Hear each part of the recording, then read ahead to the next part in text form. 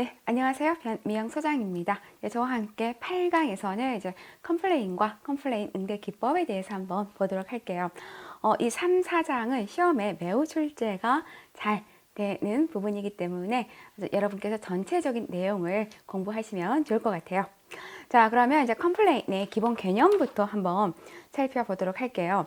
여기서는 우리가 컴플레인과 클레임, 컴플레인과 그리고 뒷장에 나오는 클레임을 여러분들이 구분해서 이해하실 필요가 있습니다.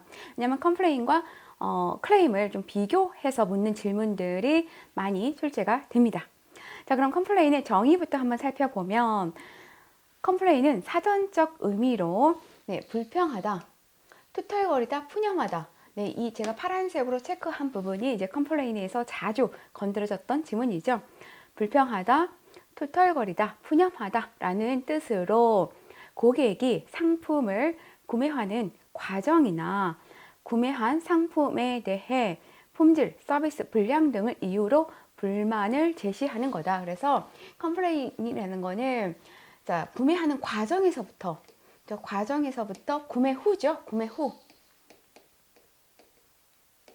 네, 구매 후 나타나는 그런 품질 또는 서비스에 대한 불량을 이유로 해서 불만을 제기하는 거다. 자, 잘못에 대한 불만 사항의 통보주의 정도에 해당하는 게 이제 이 컴플레인이다. 그래서 자체 내부의 조치에 의해서 어때요? 즉시 해결될 수 있는 거죠. 즉시 해결될 수 있다. 그래서 컴플레인은 자, 객관적 품질의 문제점과 함께 주관적 만족 여부, 그리고 심리적 기대 충족 여부까지 포함됩니다. 그래서 컴플레인은 객관적인 품질 문제 있죠. 제품이 고장이 났습니다. 누가 봐도 확연하게 고장 난 거를 알 수가 있는 거죠. 이런 객관적인 거. 그리고 이제 주관적인 만족 여부. 네, 주관적인 만족 여부. 그리고 이제 심리적 요인까지. 그러니까 객관적인 요인, 주관적인 요인, 심리적인 요인까지도 이 컴플레인에는 포함이 된다라고 보시면 되고요. 자, 그러면 컴플레인의 의의부터 한번 보면, 자, 컴플레인은 자, 상품의 결함이나 이제 이거는 객관적인 문제인 거죠. 결함이나 문제점을 초기에 발견하여 그 문제가 확산되기 전 신속하게 해결할 수 있는 기회를 제공해 줍니다. 그리고 불만이 있어도 침묵하는 고객은 기업을 이탈한다고 그랬죠. 이탈하지만 컴플레인 하는 고객은 회복할 수 있는 기회를 준다. 오히려 그래서 이탈하는 고객은 컴플레인을 제시하는 고객이 아니라 어떤 고객이라고요? 침묵하는 고객들이 더 이탈을 한다라는 거죠. 그래서 기업에서 또는 서비스 제공자가 꼭 알아야 되는 거는 컴플레인을 하지 않는다고 해서 아무런 문제가 없는 것은 아니다라는 거죠. 시험에서는 컴플레인을 표현하지 않는 것은 문제가 없다고 봐야 된다. 컴플레인을 표현하는 것만 주의를 기울이면 된다. 라고 하는데 아니다. 컴플레인을 우리가 하지 않는다고 해서 아무런 문제가 없는 것은 아닙니다. 컴플레인 그런 그 보고서 조사에 의하면 오히려 컴플레인을 표현하는 사람은 그 불만의 10%, 네, 불만자의 10%밖에 표현을 하지 않는다고 해요. 그러니까 어때요? 표현하는 사람은 훨씬 더 적다라는 거죠. 컴플레인을 제기하는 고객은 기업에게 서비스 품질을 향상시킬 수 있는 이런 유용한 정보를 제공해 줍니다. 그래서 서비스 기업이 서비스를 어떻게 개선할 수 있는가에 대한 중요한 자료를 제공해 주죠. 왜냐하면 고객이 컴플레인 한 건 다 뭐예요? 뭔가 문제점이 있어서 컴플레인을 하는 거기 때문에 대부분은 문제점이 있어서 컴플레인을 하기 때문에 당연히 기업의 입장에서는 그 문제점을 개선해서 그 서비스 품질이 좋아지도록 노력을 해야 되는 거죠. 고객의 컴플레인을 성의껏 처리해주면 당연히 기업의 신뢰도는 높아지겠죠. 높아지고 그럼으로써 고객은 크게 만족합니다. 그럼 만족하면 어때요? 당연히 어때요? 자사의 제품을 지속적으로 구입하거나 또는 재방문으로 이어진다는 거죠. 이거는 정말 많은 논문에서도 나왔던 내용이죠. 신뢰가 높아지면 당연히 고객은 만족하게 되고, 만족하게 되면 당연히 고객의 재방문, 재거래로 이어지는 거죠. 고객의 불만 사항을 직접 기업이나 직원에게 오히려 불평하도록 유도해야 됩니다. 왜? 침묵하는 고객들이 더 많이 이탈한다고 했잖아요. 그래서 그 고객들이 가지고 있는 불만을 표현하도록 유도하는 게 필요하다. 그래서 유도한 다음에 이거에 대해서 적극적으로 응대한다면 부정적 구전 효과를 또한 감소시킬 수가 있다. 그래서 우리가 구전에서도 항상 얘기했지만 긍정적 구전보다는 어때요? 부정적 구전이 훨씬 더 많은 사람들에게 재빠르게 퍼진다라고 했죠. 자, 컴플레인의 살펴보았고요. 그 다음에 클레임 보도록 할게요. 자, 클레임은 주장하다, 요구하다, 제기하다라는 뜻에서 어떻게 보면, 자, 클레임은 여기 보세요. 객관적인 문제입니다. 누가 봐도 수긍할 수 있는 객관적인 문제점에 대한 고객의 지적이다라고 보시면 돼요. 아까 컴플레인은 주관적도 포함되어 있었죠. 하지만 클레임은 누가 봐도 수긍할 수 있는 객관적인 문제에 대해서 지적하는 겁니다. 그리고 또 이 파란색으로 체크된 부분이 이제 이 클레임 정의에서는 자주 건드려졌던 내용인데요. 당연한 것으로서의 권리, 유산 등을 요구 혹은 청구하다라는 뜻을 내포하고 있습니다. 그래서 클레임 처리가 잘못되었을 경우에 고객에게 어때요? 고객이 물리적이며 정신적 보상은 물론 법적 소송까지도 갈 수가 있다. 그래서 이 클레임은 어때요? 배상과 보상의 요구를 강하게 주장하는 게 바로 클레임입니다. 그러니까 처음에는 이게 컴플레인으로 발생이 됐다가 컴플레인이 어떻게 보면 제대로 잘 해결이 되지 않았을 때 클레임으로 이어질 수 있다라는 거. 물론 정말 큰 그런 손해, 물질적인 피해 이런 것들은 처음부터 클레임을 제기할 수 있죠. 다음 계약 조건이나 상품 표시 내용과 일치하지 않는 사항에 대해 제기하는 것으로 품질 불안정성 및 손상, 그 밖에 계약 위반했을 경우 손해배상 청구나 이유를 제기하는 걸 이제 우리가 클레임이라고 한다. 자, 그러면 이제 클레임과 컴플레인 차이를 좀 비교해서 보면, 이거 시험에 자주 나온다고 그랬죠? 자, 이제 다시 한번 우리가 이제 컴플레인과 클레임을 비교하면서 정리를 좀 해보도록 할게요. 자, 컴플레인은 아까 객관적이고 그리고 주관적이고 그리고 어때요? 감정적, 심리적인 것도 여기에 포함이 된다라고 했죠. 단 클레임은 어떤 것만 객관적인 것만 이 클레임에 포함이 됩니다. 그래서 되게 합리적이고 사실적인 것만 클레임을 할 수가 있다라는 거죠.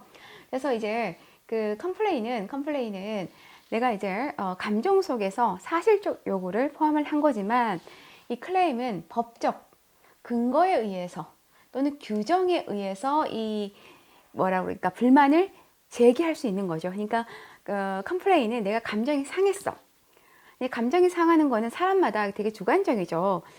어떤 사람은 동일한 그런 그 문제에 대해서도 감정이 상하지 않을 수 있지만 나는 거기에 대해서 감정이 상할 수 있다라는 거죠. 그 감정이 상한 거에 대해서 뭔가 사실적인 요구를 할 수 있지만 클레임은 내가 불만을 제기하는 게 뭐예요? 법적 근거라던가 이런 규정 등에 준거해야 된다라는 거죠. 그래서 컴플레인은 불만에 대한 항의라며 이제 클레임은 법적 근거에 의해서 주장하고 요구하고 청구하는 거다라고 이렇게 보시면 됩니다. 그래서 이제 이 사례, 보라색으로 제가 체크해 놓은 이 사례가 이제 시험에 출제가 되었죠. 이 사례를 제시하면서 컴플레인에 해당하는 거는 또는 클레임에 해당하는 거는 이렇게 해서 사례로 시험에 몇 번 출제가 되었습니다. 그러니까 컴플레인은 이거죠. 서비스 센터에 나중에 온 고객이 먼저 온 고객보다 서비스를 먼저 제공받아서 이제 컴플레인을 제공한 거죠. 그러면 어때? 기분이 상하잖아요. 그렇죠? 기분이 상합니다. 그래서 내 불만을 터뜨리는 거죠. 항의하는 거죠. 근데 이제 클레임은 이거죠. 서비스 센터에서 부품이 부족한 거예요. 부품 부족으로 내가 보증 기간 내에 AS를 받으러 왔는데 보증 기간 내에 제품을 수리 받을 수 없다고 했을 땐 당연히 어때? 이거는 누가 봐도 객관적인 문제가 발생한 거죠. 하자가 있는 거죠. 그래서 이거는 클레임을 제기한 거다라고 이렇게 구별해서 여러분들이 이해를 해두시면 좋을 것 같아요. 자, 그러면 이제 다시 한번 콕콕 한번 짚어보도록 할게요. 자, 그러면 클레임과 컴플레인에 대한 설명으로, 자, 거리가 먼 것은 자, 지금까지 했던 내용들을 다시 한번 정리를 해볼게요. 자, 컴플레인의 사전적 의미는 불평하다, 투덜거리다 라는 뜻으로 상대방의 잘못된 행위에 대한 불만 사항의 통보로 주의 정도에 해당하는 걸 우리가 불만족이라고 했죠. 불만족을 말한다. 그래서 주의 정도에 해당하는 불만족을 컴플레인이라고 했습니다. 그래서 불평하다, 투덜하다 라는 것들. 그 다음에 이제 클레임은 당연한 것으로서의 권리, 유산 등을 요구하고 청구합니다. 당연한 권리인 거죠. 내가 받아야 되는 당연한 권리를 받지 못했을 때 이제 그 규정이라던가 법적으로 주장하고 청구하는 것을 우리가 클레임이라고 한다. 단 컴플레인은 고객의 주관적 기준에서 불만을 제기하는 것으로, 그러니까 주관적 컴플레인은 주관성도 포함이 된다고 그랬죠. 그렇기 때문에 조직 자체 내부에서 충분히 어때요? 즉시 해결할 수 있다. 그러니까 내부의 조치에 의해서 즉시 해결할 수 있는 게 이 컴플레인이다. 일단 클레임은 상대의 잘못된 행위에 대한 불만 사항 주의 정도로 주로 법적 근거, 규정 등에 의거한다 라고 했는데, 자, 여기 보시면 아까 얘기했죠. 클레임은 상대의 잘못된 행위에 대한 불만 사항의 주의 정도로, 여기까지는 뭐였죠? 이거는 컴플레인이었죠. 컴플레인이었습니다. 단위 이제 그 뒷부분인 법적 근거 규정은 클레임이 맞아요. 여기 이게 잘못된 거죠. 자, 상대의 잘못된 행위에 대한 불만 사항의 주의 정도. 이거는 그대로 나와 있는, 그렇죠? 잘못 행위에 대한 불만 사항의 통보 주의 정도. 이거는 컴플레인에 해당이 된다. 일단 클레임은 객관적인 문제점에 대한, 아까 클레임은 객관적이다. 꼭 기억을 해두세요. 클레임은 객관적이다. 네, 이렇게 그 단어식으로도 시험에 출제가 돼요. 그렇기 때문에 자, 클레임은 뭐라고요? 객관적이다. 자, 객관적 문제점에 대한 고객의 지적을 말하는 것으로 당연히 어때요?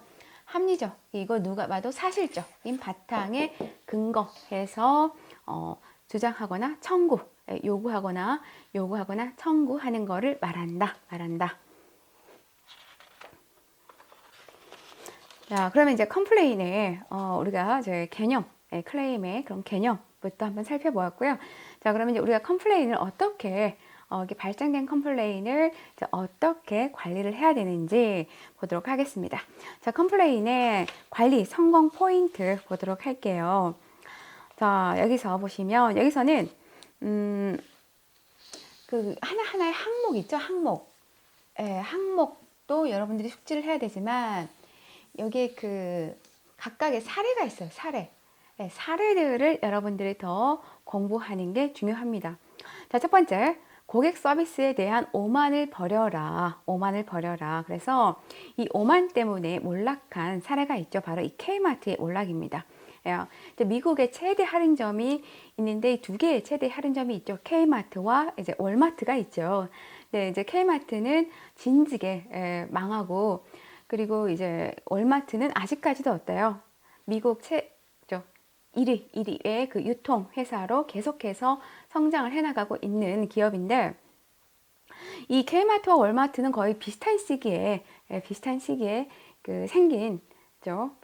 만들어진 회사인데 왜 K마트는 몰락을 하고 월마트는 더 이렇게 지속적으로 잘 나가는 그 기업이 됐느냐라고 봤을 때, 그 미국의 K마트의 몰락 원인은 바로 이거였죠. 물론 이제 많은 원인들이 있어요. 많은 원인들이 있지만 고객 서비스에 대한 오만, 고객 서비스에 대한 오만에 의해서 이 몰락하는 그런 계기가 됐는데, 자, 말 그대로 성의 없는 고객 서비스라던가 또는 불성실한 최저 가격 보장 정책 또는 뭐 이름뿐인, 우리가 고객 만족 경영을 한다고 하지만 실제로는 어때요? 그냥 이름뿐인, 헐뿐인 그런 고객 중심 정책을 펼친 것이 바로 이 고객 서비스에 대한 대표적인 오만이라고 볼 수 있겠죠. 그다음 이제 고객 불만 관리 시스템을 도입을 해야 된다. 고객 불만의 핵심은 잠깐 이 고객 서비스에 대한 오만을 버려라. 여기서 가장 좀 많이 또 이렇게 언급이 되는 게 뭐냐면, 물론 이제 시험에는 출제되진 않아요. 근데 이제 기업과 고객을 대상으로 해서 조사를 해봤더니 기업은 고객들에게 본인들이 상당히 고객 서비스를 잘하고 있다라는 이렇게 조사가 나왔고요. 반면에 고객들은 기업들이 고객들에게 그런 고객 서비스를 좀 잘하고 있지 않는 것 같다. 이렇게 동상이몽의 그런 조사 결과가 나왔다라는 거죠. 자, 이런 것들이 바로 뭐예요? 기업들은 이러한 서비스, 본인들은 되게 잘하고 있다라는 그런 오만을 좀 버릴 필요가 있다. 다음 이제 고객 불만 관리 시스템을 도입해라. 자, 고객 불만 핵심은 사전에 불만 요인을 제거하는 겁니다. 그래서 불만이 발생하지 않도록 항상 어때요? 예방하는 게 솔직히 무엇보다 중요합니다. 그래서 우리가 VOC를 전 직원들에게 공유하는 것도 어때요? 그 동일한 VOC가 발생하지 않도록 예방하는 차원이 매우 크죠. 자, 이렇게 위해서는 시스템적으로 고객 불만 원인을 분석하여 대응 방안을 수립할 수 있어야 되고, 그러니까 어떻게 보면 이제 불만 관리 시스템이라는 건 이제 불만 그 채널을 좀 다양화해서 그 고객 불만을 좀 수렴할 수 있도록 해야 되고, 또는 우리 VOC 배웠죠? VOC 관리 시스템, 이런 것들을 설치해서 고객 VOC를 좀 많이 받아서 그거를 개선할 수 있는 작업들이 필요하죠. 자, 정기적으로 모니터링 할 수 있는 고객 불만 체계의 구축이 필요하다. 다음 3번, 고객 만족과 직원 보상을 연계해야 된다. 당연히 어때요? 고객 서비스 수준을 높이기 위해서는 항상 어때요? 이 보상이 또 따라야 되겠죠? 그래서 항상 고객 만족도를, 우리가 고객 만족 활동을 할 때에는 직원에 대한 어떤 채찍과 당근이 동시에 이루어져야 됩니다. 예로 여기 보시면 뭐 시벨 시스템사에서 경영진 인센티브 50%, 그리고 판매 인력 보상의 25%를 어때요? 고객 만족 지수와 이렇게 연동시키고 있다라는 거죠. 다음 MOT를 관리하라. 그래서 MOT는 현장에서 고객과 접하는 이제 최초 일과 15초를 의미한다고 했죠. 그래서 우리가 그 뒤에 나오면 서비스 실패가 나옵니다. 뒤에 이제 서비스 실패가 나오는데, 이러한 서비스 실패가 발생하지 않도록 하기 위해서 정말 중요한 건요, 지속적으로 수시로 이러한 MOT를 관리하는 게 매우 필요합니다. 시험에 출제가 되었던 내용이에요. 일단 고객의 기대 수준을 뛰어넘어라. 이게 바로 이제 컴플레인을 우리가 성공적으로 관리하기 위한 포인트다. 자, 그럼 이제 불만 고객 응대 원칙에 대해서 한번 보도록 할게요. 자, 여기 보시면 컴플레인에 5가지 기본 원칙이 있는데요. 시험에 매우 출제가 잘 됩니다. 여기서는 뭐 일반형 또는 뭐 연결형, OX형으로 매우 출제가 잘 돼요. 뭐 예를 들면 일반형 출제일 때는 컴플레인 5가지 기본 원칙에 해당되지 않은 것은 1번 피레침의 원칙, 책임 공감의 원칙, 이렇게 5가지 항목이 출제가 되니까 5가지 항목을 여러분들이 숙지를 하셔야 되고요. 또 각각의 그 의미들도 여러분들이 알고 계셔야 됩니다. 5가지 기본 원칙에 해당되지 않는 것은 오답으로 가장 많이 출제가 되었던 게 행동 통제의 원칙. 이 시험에 자주 거론이 됐었죠. 이게. 자, 그러면 이제 하나하나 의미를 좀 살펴보면, 자, 먼저 피레침의 법칙 보도록 할게요. 자, 피레침. 여러분 피레침 다 아시죠? 건물 있으면 건물 그 위에다가 어때요? 이렇게 피레침을 설치를 해 놓습니다. 이렇게 피레침을 설치를 해 놓은 이유가 이제 번개가 이렇게 치잖아요. 번개가 치면 이 번개를 이렇게 피레침에서 이거를 흡수하는 거죠. 흡수해서 바로 이 번개가 건물에 닿는 거를 막기 위해서 이제 보통 건물 위에다가 이제 이러한 피레침을 설치를 합니다. 그럼 어때요? 피레침을 설치를 해 놓으면 이 건물이 부서 파괴되는 거를 막을 수가 있는 거죠. 그래서 번개가 치면 피레침에서 흡수를 해서 이거를 어때요? 지면으로 흘러보내는 거예요. 흘러보내는 겁니다. 그러면 이 건물이 이제 안전할 수가 있는 거죠. 안전할 수 있는 거죠. 제가 예전에 아니고 최근에 TV를 보는데 미국의 맨하튼에 그 자유의 신상이 있잖아요. 자유의 신상. 근데 이 자유의 신상이 지금까지 번개를 한 600번 이상을 맞았대요. 그 자유의 신상이 이렇게 있으면 오른쪽에 이렇게 가지고 횃불을 들고 있잖아요. 오른쪽에 횃불을 들고 있고 이제 여기에 책을 들고 있나 하는데, 근데 워낙 그 자유의 신상이 어때요? 높죠. 예, 높이가 높아요. 뭐 몇 미터인지는 제가 정확히 모르겠지만 번개가 치잖아요. 번개가 치면은 이 자유의 신상이 이걸 다 흡수한다고 해요. 흡수해서 이 번개를 이렇게 지면에 내리는데, 그래서 워낙 이제 자유여신상이 이렇게 높다 보니까 번개가 쳤을 때 바로 이 자유여신상이 흡수해서 그 근처에 있는 건물들이 좀 안전하게 보호를 한다라는 걸 제가 본 적이 있는데, 처음에는 그 자유여신상이 금색이었어요. 예, 금색이었는데 이 번개도 많이 맞고 시간이 흐름에 따라서 지금은 약간 파란색으로 이렇게 퇴색되었죠. 퇴색이 되었는데, 어쨌든 자, 이게 어떻게 보면 이제 피레침의 역할을 한다. 피레침의 또 역할도 한다. 자, 고객은 나에게 개인적인 감정이 있어서 화를 내는 것이 아니라, 네, 피레침은 나에게 감정이 있어서 화를 내는 것이 아니라 일 처리에 대한 불만이죠. 일 처리에 대한 불만으로 복잡한 우리 회사의 규정과 제도에 대해서 항의하는 것이다 라는 생각을 가져야 내가 어때요? 그 고객의 심한 행동, 언행으로부터 좀 내가 벗어날 수가 있는 거죠. 그래서 고객이 불만을 제시를 할 때, 항의를 할 때 나에게 하는 게 아니라 누구에게? 우리 회사의 제도에 항의하는 거라는 관점을 가질 필요가 있다. 그다음에 책임 공감의 원칙입니다. 자, 책임 공감의 원칙은 고객의 비난과 불만이 나의 업무가 아니라고 해서 나에게 전혀 책임이 없다는 말은 아니라는 거죠. 예, 아니다.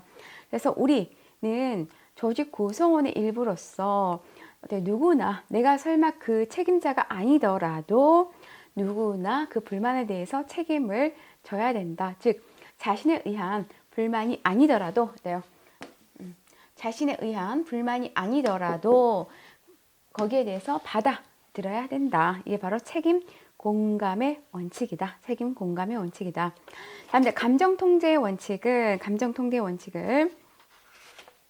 그렇죠. 그래서 사람마다 차이는 있지만 인간관계에서 오는 그러한 부담은 누구나 거기서도 자유로울 수 없는데, 중요한 거는 이제 접점에서 근무하는 직원들이라면 이러한 부담감을 극복하고 스스로 자신의 그러한 감정까지 또 통제할 수 있어야 된다.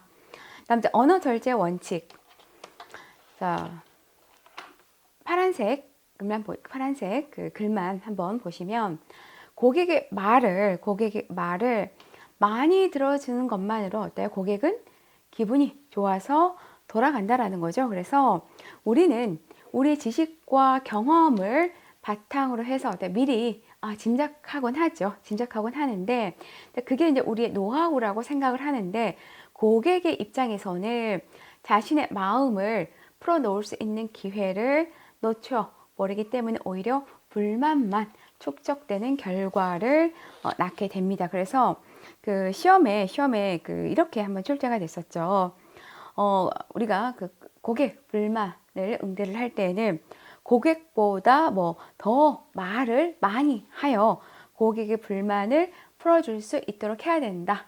아니죠? 아니죠. 최대한 고객이 어때요? 고객이 말을 많이 할 수 있도록 하고 직원은 최대한 거기에 대해서 좀 들어주는 자세가 필요하다. 그다음 고객을 자 역지사지 마지막 역지사지. 자 고객을 이해하기 위해서는 누구의 입장에서 바라봐야 된다? 네, 고객의 입장에서 문제를 바라봐야 된다. 이 역지사지는 시험에 그 사례형으로도 이게 출제가 되었습니다.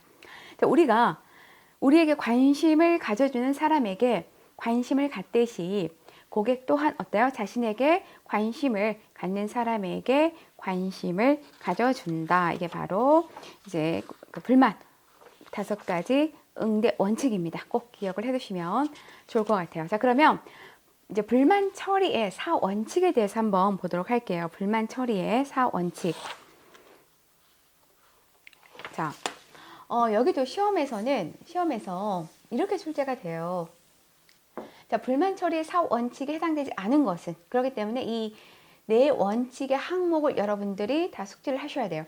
공정성의 원칙, 효과적인 대응, 고객 프라이버시 보장, 체계적 관리 이 4가지를 여러분들이 다 숙지를 하셔야 되고요. 그리고 이 의미까지도 좀 파악을 해두시면 좋습니다.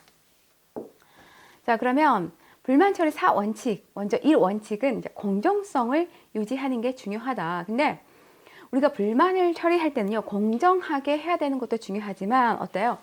고객에게 공정하게 보이는 것도 중요해요. 왜 공정하게 보이는 것도 중요하냐면 우리 입장에서는 공정하게 한다고 했지만 솔직히 불만을 처리하는 것은 우리 입장이 아니라 고객의 입장이 되는 거기 때문에 또 그 고객도 그 고객과 옆에 같이 있는 그 제3자의 고객도 어때요? 그 불만 처리를 볼 수 있단 말이죠. 예, 지켜볼 수 있단 말이죠. 그렇기 때문에 뭐야 나는 이렇게 해줬는데 왜 저 사람은 저렇게 해주지? 라고 오히려 오해를 할 수가 있어요. 오해를 살 수 있기 때문에 고객에게도 어때요? 그 불만 처리가 공정하게 또 보이도록 하는 것도 중요하다. 자, 제2원칙 효과적인 대응이 필요하다. 자, 효과적인 대응에서는 여기 보시면 이제 보상 방침을 이왕이면 관대하게 해준다. 예, 관대하게 해준다. 그렇다고요. 너무 지나치게 관대하게 해주는 건 좋지 않습니다. 예, 시험에 출제가 된 내용인데 우리가 이제 보상 방침은 관대하게 해주는 건 좋은데 지나치게 관대하게 해주면은 어때 고객이 뭐지 왜 이렇게 많이 해주지? 의심을 하게 된다라는 거죠. 예, 지나치게 보상을 많이 해줄 경우 고객은 어떻게 한다고요? 예, 의심을 하기 때문에 물론 관대하게 해주는 건 좋지만 지나치게 관대하게 하지 않도록 해야 된다. 그다음에 제3원칙. 자, 고객 프라이버시를 보장을 해야 된다. 즉 불평 행동에 대해서 어때요? 비밀을 지켜줘야 된다. 여기서 비밀이라는 거는 이제 그 고객의 개인 정보라고 보시면 됩니다. 자, 제4원칙은 이제 이 불만, 고객이 제기한 불만 내용에 대해서 이제 체계적으로 관리하는 게 필요하죠. 그래서 불만 상황에 대해 조치를 취하고 그 결과를 고객에게 꼭 피드백 해줘야 됩니다. 꼭 피드백 해줘야 되고요. 그리고 불평 내용을 조직 내 다른 사람들과 공유해야 된다. 그러면 아니 여기서는 비밀을 지켜줘야 된다고 했는데 왜 공유해야 됩니까? 라고 의문을 가질 수가 있는데 이제 여기서 비밀을 지켜준다라는 거는 그 고객의 아까 얘기했죠. 개인정보인 거고 직원들에게 공유하는 거는 뭐 몇 살에 누구 어디에 사는 누구 고객이 이걸 제시했다. 즉 고객의 개인정보를 공유하면 안 되고요. 불만 내용에 대해서만 공유해야 됩니다.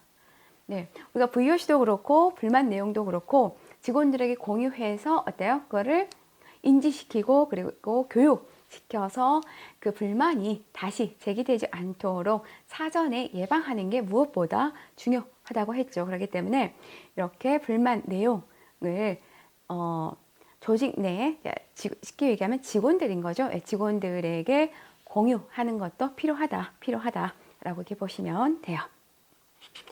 자, 그러면 다시 한번 쿡쿡 짚고 넘어가 보도록 할게요. 자, 다음 중 불만 고객 5가지 기본 원칙에 해당되지 않은 것은, 자, 책임 공감의 원칙 있었죠? 예. 피뢰침의 원칙 있었죠? 역지사지 원칙 있었죠? 언어 절제 원칙 있었죠? 그리고 나왔네요. 행동 통제 원칙은 여기 해당이 안 되죠? 예.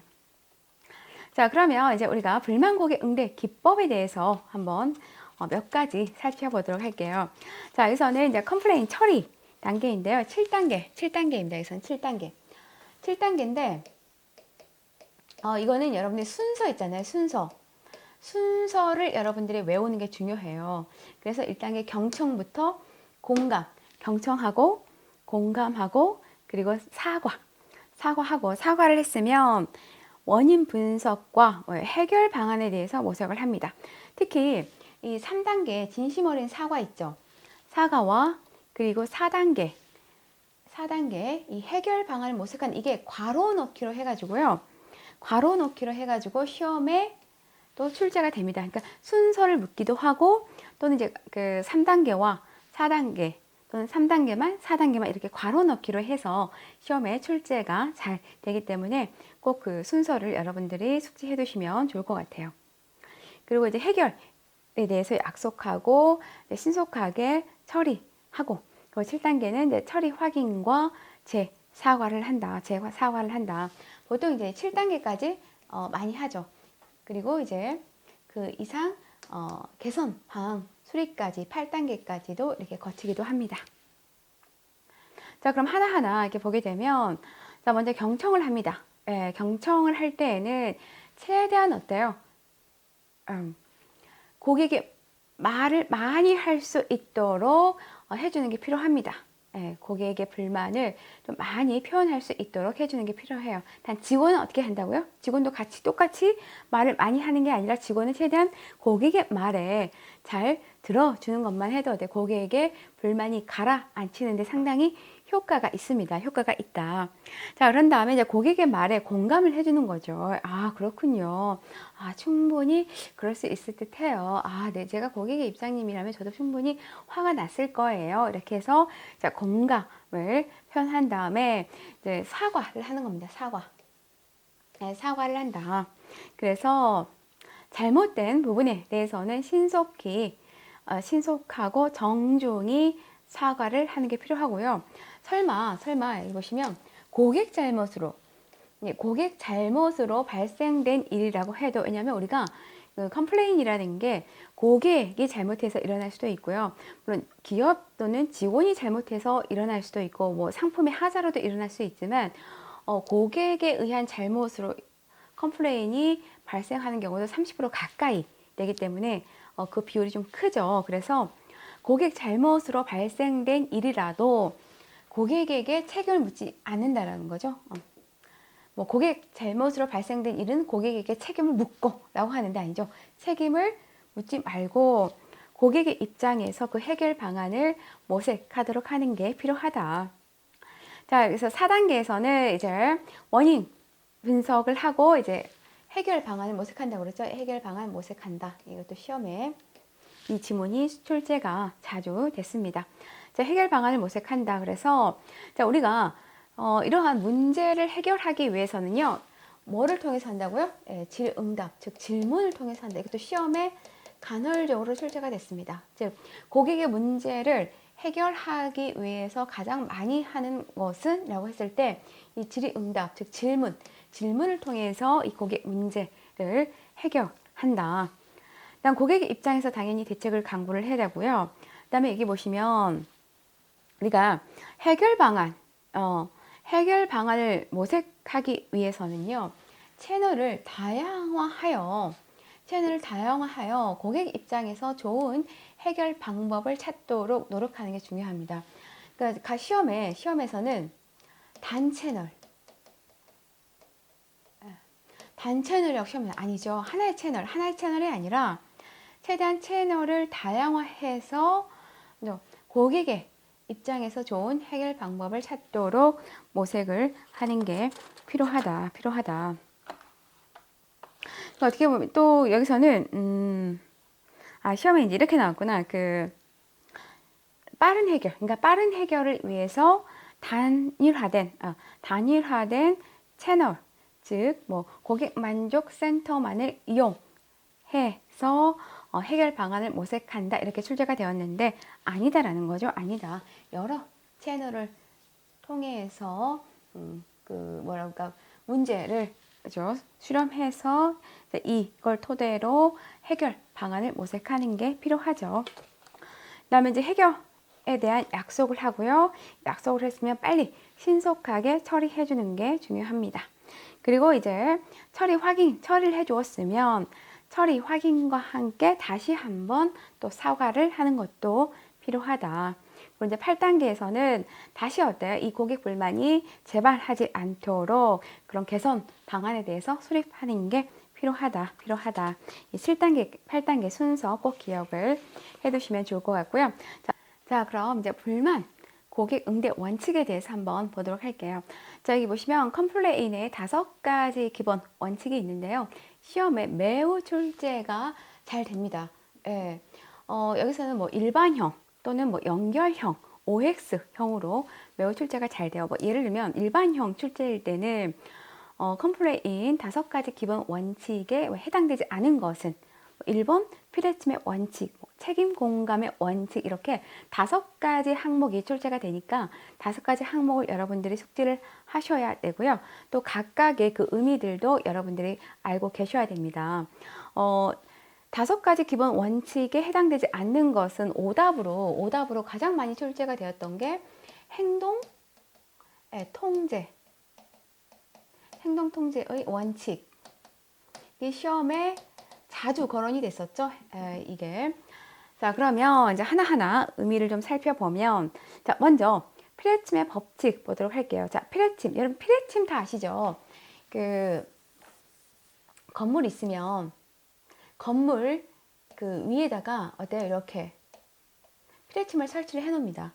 이렇게 피레침을 설치를 해 놓은 이유가 이제 번개가 치잖아요. 번개가 치면 이 번개를 이렇게 피레침에서 이거를 흡수하는 거죠. 흡수해서 바로 이 번개가 건물에 닿는 거를 막기 위해서 이제 보통 건물 위에다가 이제 이러한 피레침을 설치를 합니다.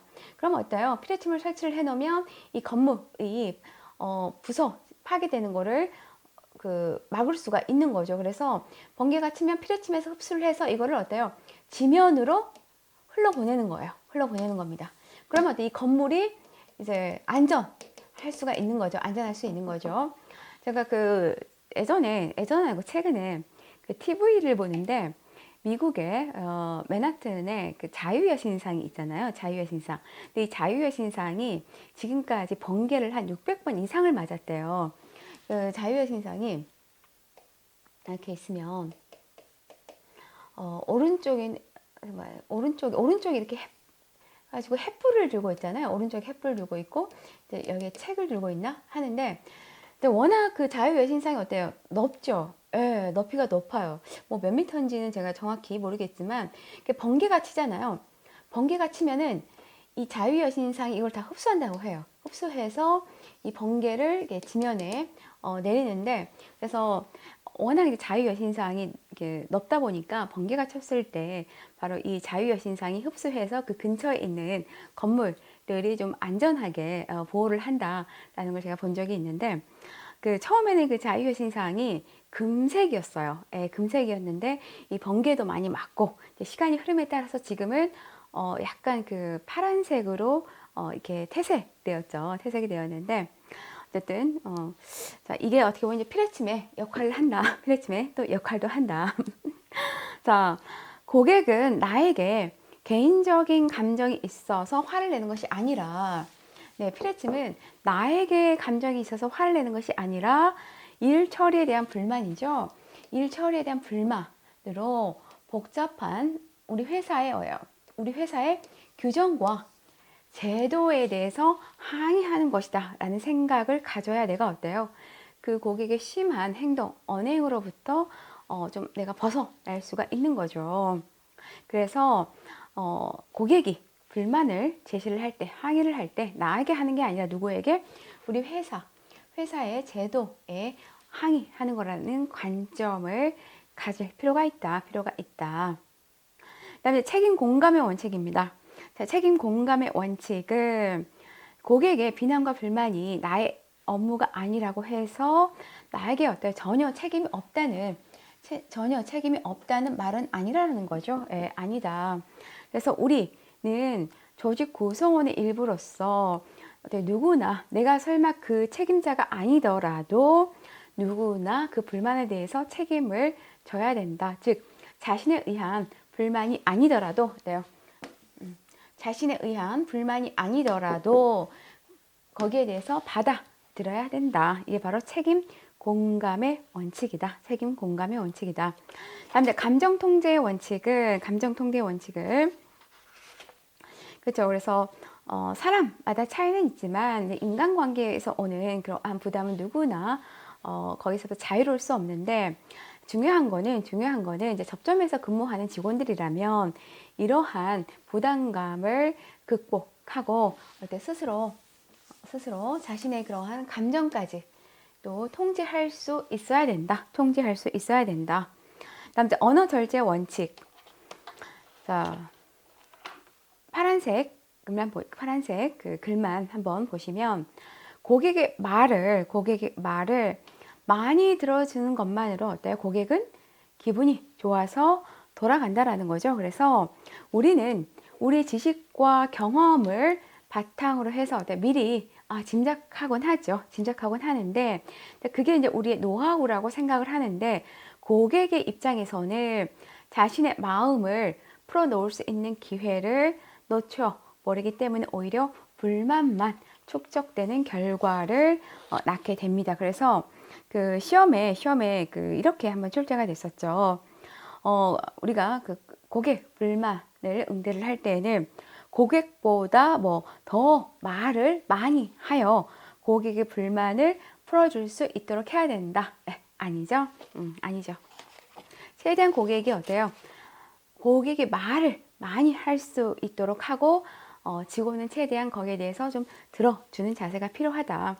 일단 고객을 마지막 역지사지. 자, 고객을 이해하기 위해서는 누구의 입장에서 바라봐야 된다? 네, 고객의 입장에서 문제를 바라봐야 된다. 이 역지사지는 시험에 그 사례형으로도 이게 출제가 되었습니다. 자, 우리에게 관심을 가져주는 사람에게 관심을 갖듯이 고객 또한 어때요? 자신에게 관심을 갖는 사람에게 관심을 가져준다. 이게 바로 이제 그 불만 5가지 응대 원칙입니다. 꼭 기억을 해두시면 좋을 것 같아요. 자, 그러면 이제 불만 처리의 4원칙에 대해서 한번 보도록 할게요. 불만 처리의 4원칙. 자, 여기도 시험에서 이렇게 출제가 돼요. 자, 불만 처리의 4원칙에 해당되지 않은 것은 그렇기 때문에 이 4원칙의 항목을 여러분들이 다 숙지를 하셔야 돼요. 공정성의 원칙, 효과적인 대응, 고객 프라이버시 보장, 체계적 관리 이 4가지를 여러분들이 다 숙지를 하셔야 되고요. 그리고 이 의미까지도 좀 파악을 해두시면 좋습니다. 자, 그러면 불만 처리 4원칙 먼저 1원칙은 이제 공정성을 유지하는 게 중요하다. 근데 우리가 불만을 처리할 때는요, 공정하게 해야 되는 것도 중요하지만 어때요? 고객에게 공정하게 보이는 것도 중요해요. 왜 공정하게 보이는 것도 중요하냐면 우리 입장에서는 공정하게 한다고 했지만 솔직히 불만을 처리하는 것은 우리 입장이 아니라 고객의 입장이 되는 거기 때문에 또 그 고객도 그 고객과 옆에 같이 있는 그 제3자의 고객도 어때요? 그 불만 처리를 볼 수 있단 말이죠. 예, 지켜볼 수 있단 말이죠. 그렇기 때문에 뭐야 나는 이렇게 해줬는데 왜 저 사람은 저렇게 해주지? 라고 오히려 오해를 할 수가 있어요. 오해를 살 수 있기 때문에 고객에게도 어때요? 그 불만 처리가 공정하게 또 보이도록 하는 것도 중요하다. 자, 제2원칙 효과적인 대응이 필요하다. 자, 효과적인 대응에서는 여기 보시면 이제 보상 방침을 이왕이면 관대하게 해준다. 예, 관대하게 해준다. 그렇다고요. 너무 지나치게 지나치게 관대하게 해주는 건 좋지 않습니다. 시험에 출제가 된 내용인데 우리가 이제 보상 방침은 관대하게 해주는 건 좋은데 지나치게 관대하게 해주면은 어때 고객이 뭐지 왜 이렇게 많이 해주지 의심을 하게 된다라는 거죠. 지나치게 보상을 많이 해줄 경우 고객은 어떻게 한다고요? 의심을 하기 때문에 물론 관대하게 해주는 건 좋지만 지나치게 관대하게 하지 않도록 해야 된다. 그다음에 제3원칙. 자, 고객 프라이버시를 보장을 해야 된다. 즉 불평 행동에 대해서 어때요? 비밀을 지켜줘야 된다. 근데 여기서 비밀이라는 거는 이제 그 고객의 개인 정보라고 보시면 됩니다. 자, 제4원칙은 이제 이 불만, 고객이 제기한 불만 내용에 대해서 이제 체계적으로 관리하는 게 필요하죠. 그래서 불만 상황에 대해 조치를 취하고 그 결과를 고객에게 꼭 피드백 해줘야 됩니다. 꼭 피드백 해줘야 되고요. 그리고 불평 내용을 조직 내 다른 사람들과 공유해야 된다. 그러면 아니 여기서는 비밀을 지켜줘야 된다고 했는데 왜 공유해야 됩니까? 라고 의문을 가질 수가 있는데 이제 여기서 비밀을 지켜준다라는 거는 그 고객의 아까 얘기했죠. 개인정보인 거고 직원들에게 공유하는 거는 뭐 몇 살에 누구 어디에 사는 누구 고객이 이걸 제시했다. 즉 고객의 개인정보를 공유하면 안 되고요. 불만 내용에 대해서만 공유해야 됩니다. 네, 우리가 VOC도 그렇고 불만 내용도 그렇고 직원들에게 공유해서 어때요? 그거를 인지시키고 그리고 교육시켜서 그 불만이 다시 제기되지 않도록 사전에 예방하는 게 무엇보다 중요하다고 했죠. 그렇기 때문에 이렇게 불만 내용을 조직 내에 쉽게 얘기하면 직원들인 거죠. 직원들에게 공유하는 것도 필요하다라고 이렇게 보시면 돼요. 자, 그러면 다시 한번 쿡쿡 짚고 넘어가 보도록 할게요. 자, 다음 중 불만 고객 5가지 기본 원칙에 해당되지 않은 것은 자, 책임 공감의 원칙 있었죠? 피뢰침의 원칙 있었죠? 역지사지 원칙 있었죠? 언어 절제 원칙 있었죠? 그리고 나왔네요. 행동 통제 원칙은 여기 해당이 안 되죠? 자, 그러면 이제 우리가 불만 고객 응대 기법에 대해서 한번 몇 가지 살펴보도록 할게요. 자, 여기서는 이제 컴플레인 처리 단계인데요. 7단계입니다. 여기서는 7단계. 7단계인데, 이거는 여러분들 순서 있잖아요. 순서를 여러분들이 외우는 게 중요해요.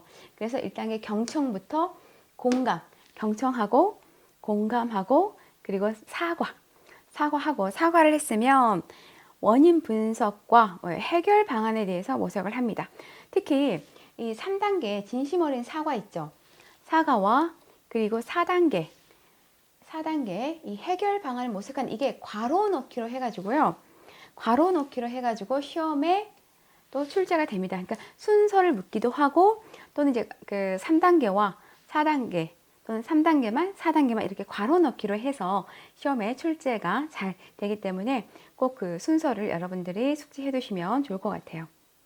그리고 이제 해결에 대해서 약속하고 신속하게 처리하고 그리고 7단계는 처리 확인과 재사과를 한다. 보통 이제 7단계까지 많이 하죠. 그리고 이제 그 이상 개선 방안 수립까지 8단계까지도 이렇게 거치기도 합니다. 자, 그럼 하나하나 이렇게 보게 되면 자, 먼저 경청을 합니다. 경청을 할 때에는 최대한 어때요? 고객이 말을 많이 할 수 있도록 해주는 게 필요합니다. 고객의 불만을 좀 많이 표현할 수 있도록 해주는 게 필요해요. 단 직원은 어떻게 한다고요? 직원도 똑같이 말을 많이 하는 게 아니라 직원은 최대한 고객의 말에 잘 들어주는 것만 해도 돼. 고객의 불만이 가라앉히는데 상당히 효과가 있다. 자, 그런 다음에 이제 고객의 말에 공감을 해주는 거죠. 그렇군요. 충분히 그럴 수 있을 듯 해요. 네, 제가 고객의 입장님이라면 저도 충분히 화가 났을 거예요. 이렇게 해서 자, 공감을 표현한 다음에 이제 사과를 하는 겁니다. 사과를 한다. 그래서 잘못된 부분에 대해서는 신속하고 정중히 사과를 하는 게 필요하고요. 설마 여기 보시면 고객 잘못으로 발생된 일이라고 해도, 왜냐하면 우리가 그 컴플레인이라는 게 고객이 잘못해서 일어날 수도 있고요.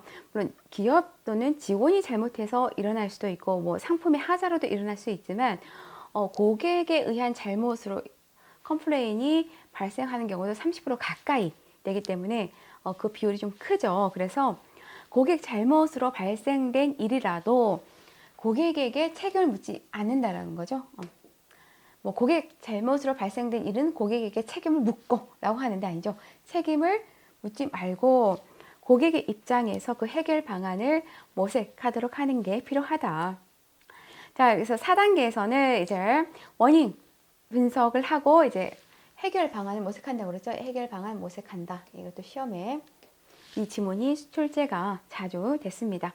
자, 해결 방안을 모색한다. 그래서 자, 우리가 이러한 문제를 해결하기 위해서는요, 뭐를 통해서 한다고요?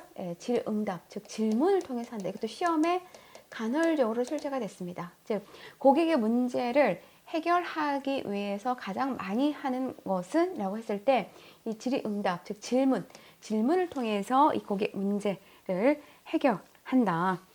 일단 고객의 입장에서 당연히 대책을 강구를 해야 되고요. 그 다음에 여기 보시면 우리가 해결 방안을 모색하기 위해서는요, 채널을 다양화하여 고객 입장에서 좋은 해결 방법을 찾도록 노력하는 게 중요합니다. 그러니까 시험에서는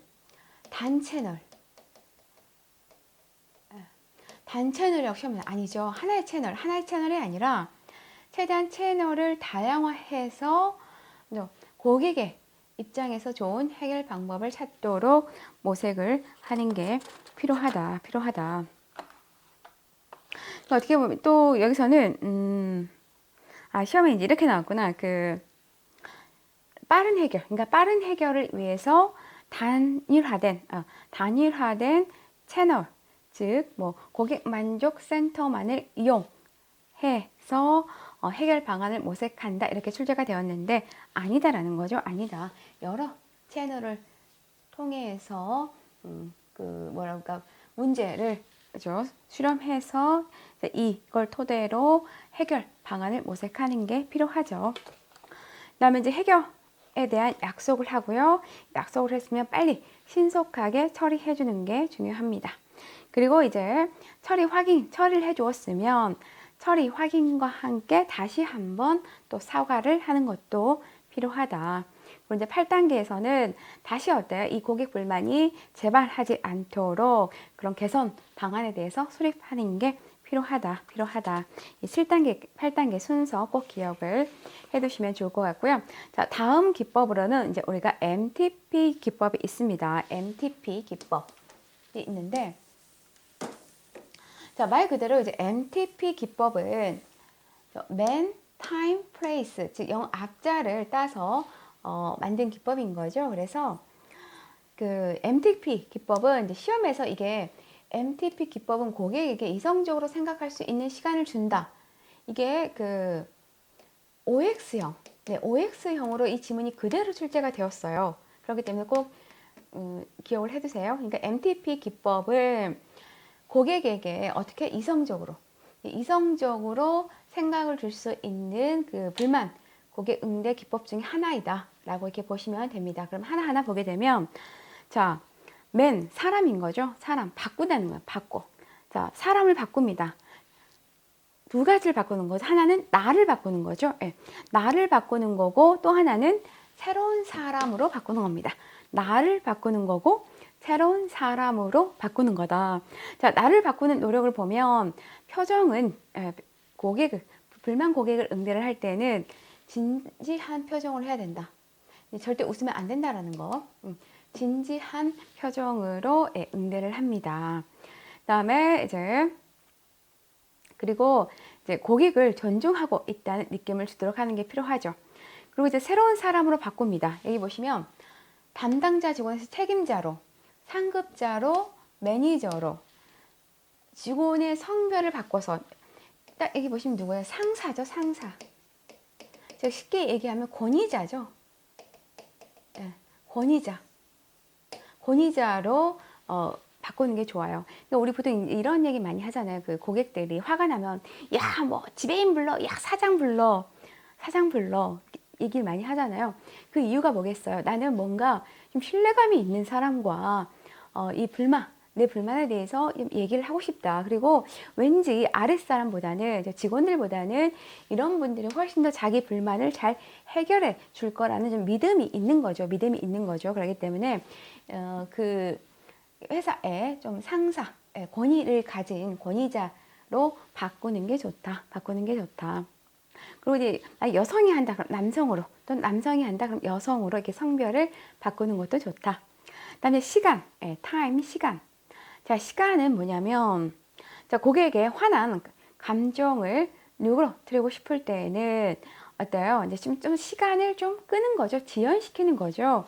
즉, 마실 것을 권유하는 등 그 상황을 잠깐 끊어주는 거죠. 고객에게 한숨 돌리게끔 해주는 거죠. 그래서 즉각적인 해결 방안을 제시하기보다는 좀 더 시간을 끌어서 좀 심신을 좀 누그러뜨릴 수 있는 그 시간을 좀 주면서 이성적으로 생각할 수 있는 그런 시간을 고객에게 주는 거죠.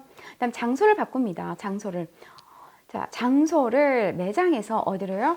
조용한 사무실이라던가 소비자 상담실로 이렇게 장소를 바꾸는 게 좋습니다.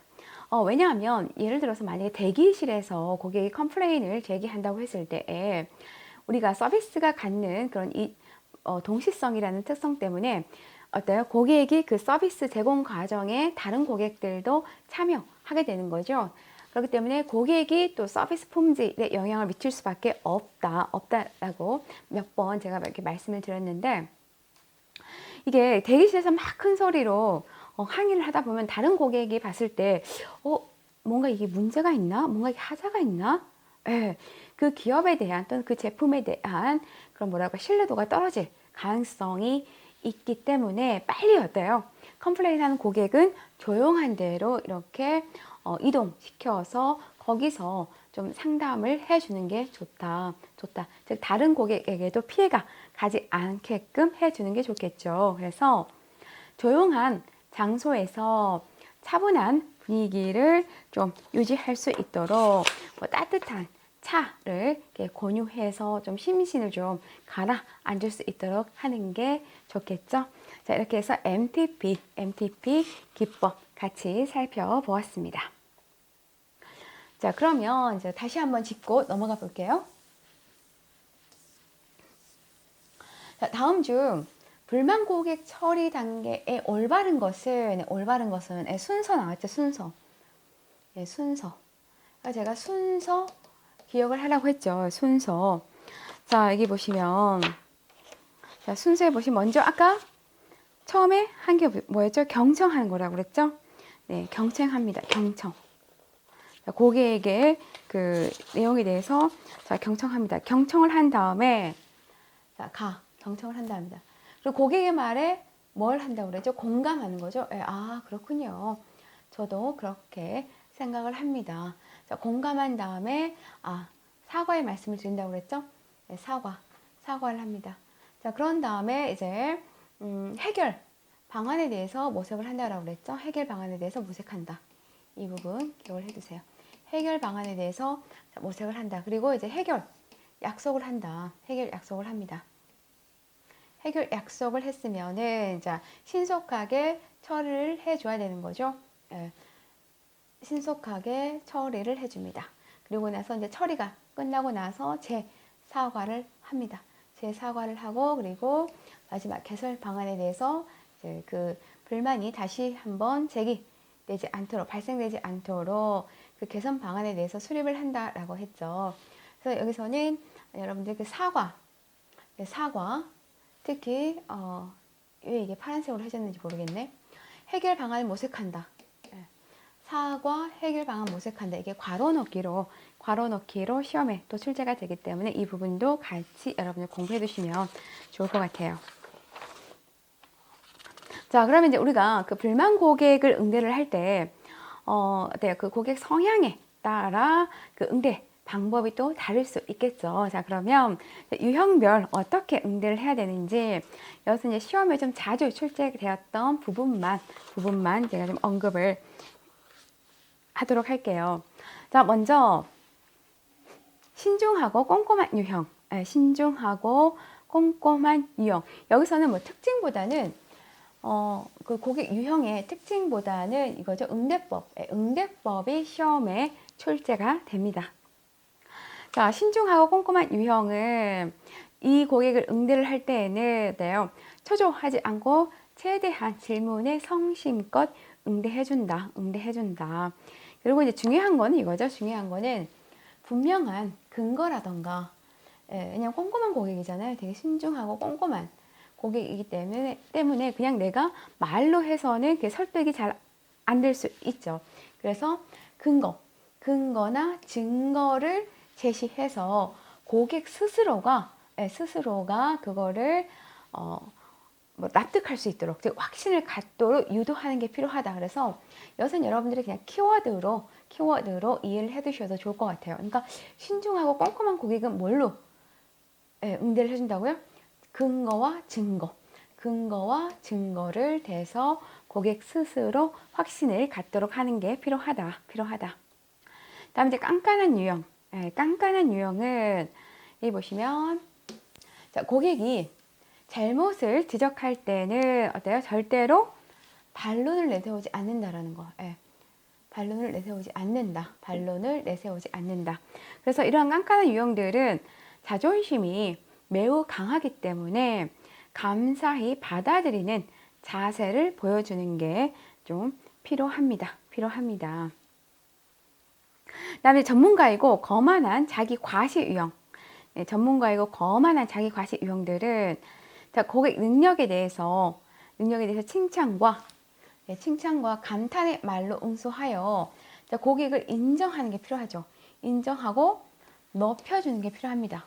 전문가 고객을 인정하고 높여주면서 친밀감을 조성하도록 해야 된다. 그래서 이러한 고객들에게는 최대한 어때요? 반론을 하거나 자존심을 건드리는 행위를 절대 하면 안 된다는 거. 아마 이거는 그 세일즈에서 고객 상담 부분에서도 이 내용이 아마 나왔을 거예요. 그만큼 전문 집단들은 자존감이 높기 때문에 자기가 알고 있는 그 지식에 대해서 반론을 한다던가, 또는 어때요? 그건 되게 그 사람들의 자존심을 건드리는 행위가 되기 때문에 최대한 자존심을 건드리면 안 된다. 자, 다음은 이제 빈정거리며 무엇이든 반대하는 유형 보도록 할게요. 자, 이런 분들 성향은요, 여기 보시면 열등감이라던가 허영심이 좀 강하다고 해요. 근데 특히 이제 이런 분들은 열등감이라던가 좀 피해의식도 좀 있다고 합니다. 그래서 이런 유형을 응대를 할 때는요, 이 자존심을 존중해 주는 게 매우 필요합니다. 자존심을 존중해주고, 또 다른 해결 방안으로는 대화의 초점을 주제 방향으로 유도해서 최대한 해결하려고 노력하는 게 필요하다. 그 와중에 어때요? 그 고객의 자존심을 존중해주면서 응대한다. 다음에 이제 성격이 급하고 신경질적인 고객. 성격이 급하고 신경질적인 고객을 여기 보시면 이제 최대한 인내심을 가지고 신속하게 응대를 해주고요.